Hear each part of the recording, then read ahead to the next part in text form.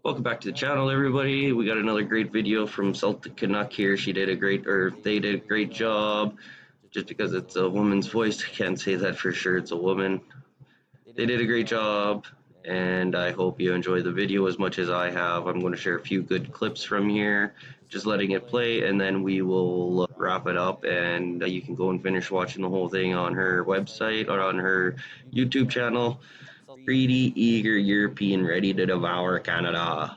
You're going to run for the federal Liberal leadership? I definitely don't want to answer that. Look, I am doing my job. I'm going to do my job. Pretty simple. I've got 2 years and change, at least. Yep, 2 and change left on my mandate. What about other federal politics other than Liberal leadership, possibly just running for an MP job? Why don't I become a circus clown? My candidacy for leader of the Liberal Party and Prime Minister of Canada. In first place, the next Prime Minister of Canada, Mark Carney. Yeah, exactly. I, Mark Carney, do swear that I will be faithful and bear true allegiance to His Majesty, King Charles III, King of Canada, his heirs and successors. Commissioner who dares question it will be gone long before any real inquiry or accountability is applied to the one exploiting their political position for personal gain. And we silly folk need to trust that the right people were consulted and move on. And they got away with it, time after time, until the corruption and absurd lack of consequence took it from unacceptable and to be questioned, all the way to being bitterly expected with no real hope of any recourse, which is a defeat in itself. And as though that isn't bad enough, we have now gone from a campaign promise we will work hard for Canada to being told to sit in the cuck chair and watch while they screw Canada, just in case they need someone to bring them some refreshments at some point. A managed decline.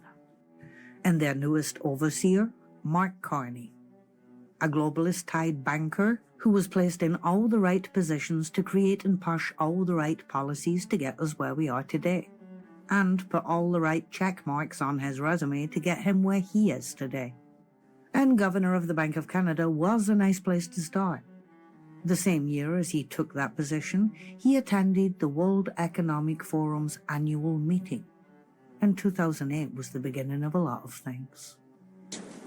The representatives of governments, academia, media, NGOs, trade unions, young global leaders, social entrepreneurs, thank you for your participation and for your cooperation. What would you like to see as your legacy in 10, 15 years?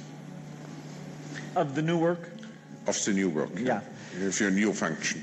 I set very ambitious goals because I'm quite optimistic. If you look at, say, the 20 diseases that our global health program goes after, I'd hope that within 15 years, over half of those, we could have had a very dramatic impact. Some of them will prove to be harder than others. For example, AIDS, we will have made an improvement, but not the dramatic improvement probably in that time frame. Malaria, perhaps, and a number of the other ones, we have things in the pipeline. Huge change in the mortality rates in developing countries, which then has this effect of reducing population growth. That's this big benefit that then makes everything like education and nutrition a lot easier. And this was not the last whiff for Carney. In fact, this was just the beginning.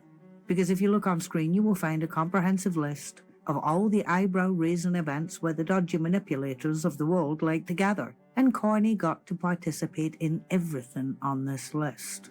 He has been bouncing around every high-powered world engineer.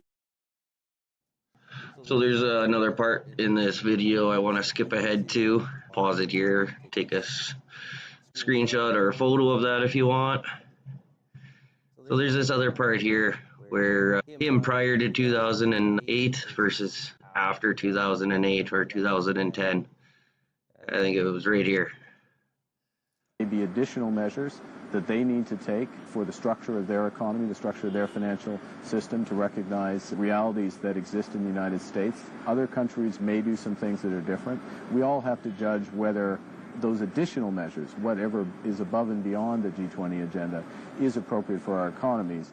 And that's the last year of that guy, because that was before his agenda was set for him. And here's the after. There needs to be some, only some, limited financing for a transition, but only for a transition, which is why you need things like GFANs that are relentlessly, ruthlessly, absolutely focused on that transition to net zero. All things lead to the demand for net zero. And I say the demand because the priority is the demand, not actually getting to net zero. The demand that we do, that the world does, is the rod that they have been using ever since to whip everyone into compliance. An unprovable, never-ending goal that comes with micromanaging control all the way down to how much you emit when you breathe. Stakeholder capitalism, extorting compliance through withholding of investment, and all of a sudden, everyone needs to get to net zero and the perfect ESG score. It's perfect, brilliant even. There is no end to what can be controlled and demanded, and every single time weather happens, which is always going to happen, it reinforces and legitimizes their demands, and it diminishes and shames anyone who tries to point and call it bullshit. Every bit of destruction nature causes is now our fault for not doing exactly as they say, and living within the tightly controlled parameters they wish to set for us. It's despicable and evil, really, but you still have to admire the simplicity, yet magnitude of it.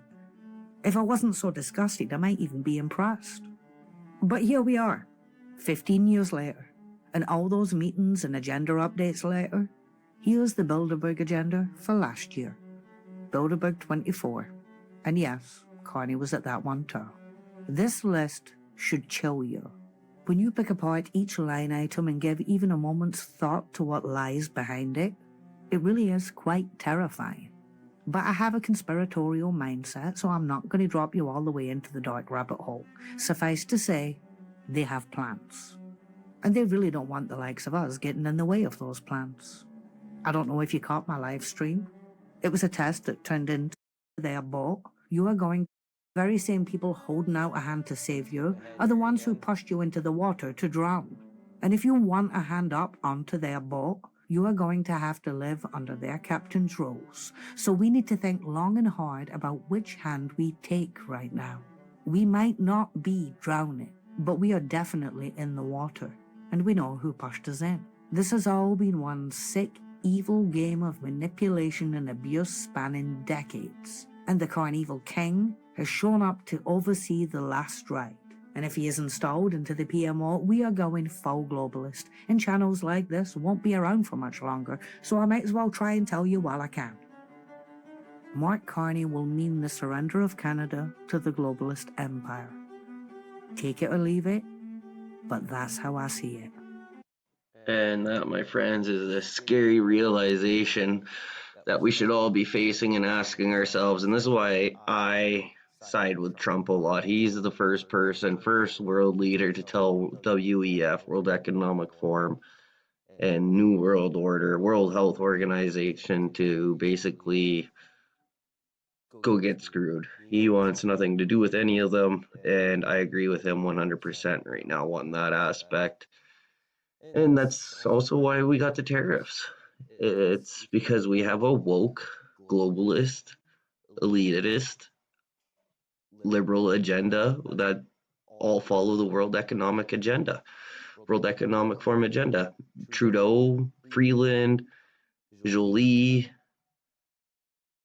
our Governor General, Mary, I forget her name at the top of my head, and the list keeps going on. Xi Jinping, the Chinese president's wife, sits on the board right beside Carney. Carney's on the board, and so many more. And that's why I have the mask. I try to keep some anonymity, some animosity, try to stay somewhat anonymous as long as possible. As you can see, this lady doesn't have her face on the screen either, but I don't like videos that just have somebody talking. I like being present in a video that's coming from a real person. And that being said, don't forget to subscribe and continue following for more